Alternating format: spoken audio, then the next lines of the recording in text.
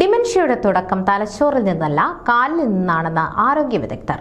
ഓർമ്മ, ചിന്ത, സാമൂഹിക കഴിവുകൾ തുടങ്ങി തലച്ചോറിന്റെ വിവിധ പ്രവർത്തനങ്ങളെ ബാധിക്കുന്ന ഒരു രോഗാവസ്ഥയാണ് ഡിമെൻഷ്യ അഥവാ മറവി രോഗം. ഉദാസീനമായ ജീവിതശൈലി നിങ്ങളുടെ കാലുകളുടെ പേശികളെ ദുർബലമാക്കുന്നു.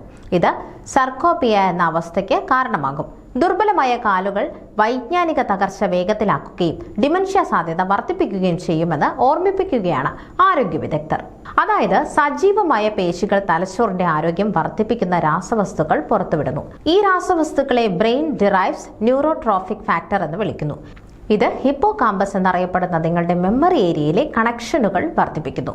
നടത്തത്തിന്റെ വേഗത കുറഞ്ഞ പ്രായമായവരുടെ തലച്ചോറിന്റെ അളവ് കുറവാണെന്നും വൈജ്ഞാനിക തകർച്ചയുടെ ലക്ഷണങ്ങൾ കാണിക്കാനുള്ള സാധ്യത കൂടുതലാണെന്നും 2022 നടത്തിയ ഒരു പഠനത്തിൽ വ്യക്തമാക്കുന്നു.